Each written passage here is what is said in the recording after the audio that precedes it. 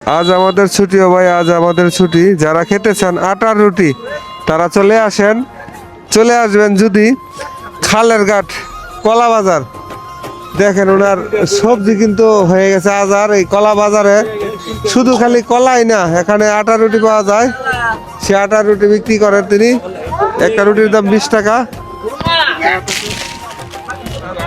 কোন আটা দিয়ে গরম পানি দিয়ে গোলা হয়েছে।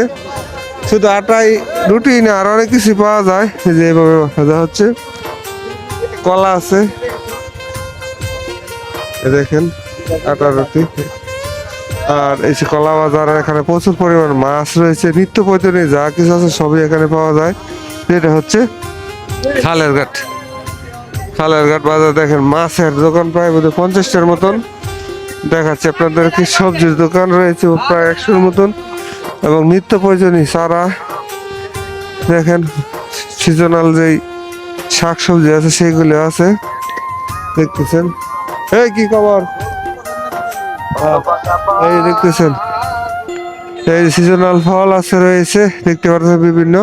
আপনারা আসবেন আপনাদের নিত্য প্রয়োজনীয় জিনিসপত্র কেনার জন্য, কিনে হবেন ধন্য। আর দ্বিতীয় কথা হচ্ছে খালের ঘাট কিন্তু কলার জন্য বিখ্যাত।